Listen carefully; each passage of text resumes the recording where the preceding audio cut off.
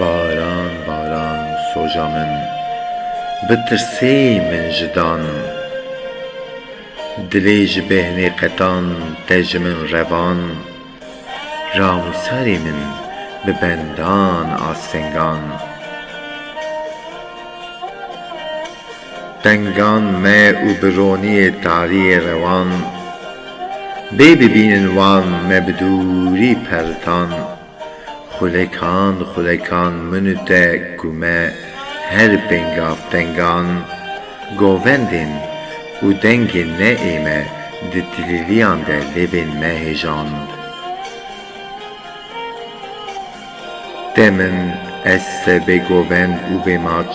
me xwe bi ar nêran seyr û seferên her deman sebra te mîna eynikê me ronan neman neman deşt û zozanên ên me ku em lê geriyan li dû devran xulekên tiliyan bi hev girtin dîlana bêdan bê sazan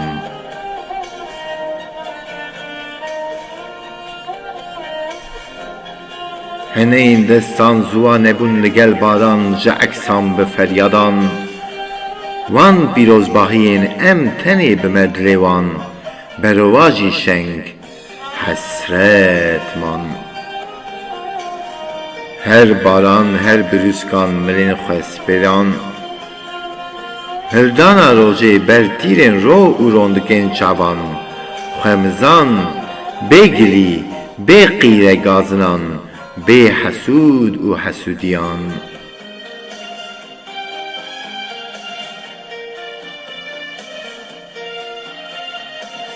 salên bûrî roniya li hol me hilgirt ji serê duman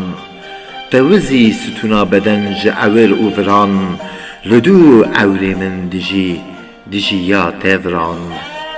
can man dîsa kêleh kêle her gav her an man bawerî man birûsk biharin jî qeşa bare bare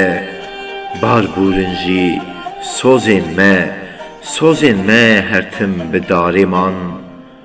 tenge dilêm bêhnê me û min her bin pê şûjinan ez jî tu jî bi rêhevaltiya dile bi tengedem jî em her hebûn hevjîne her bi deste doste hêste jîne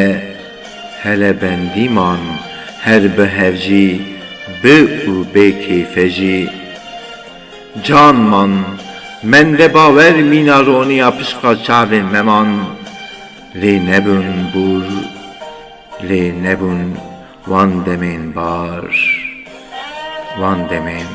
baran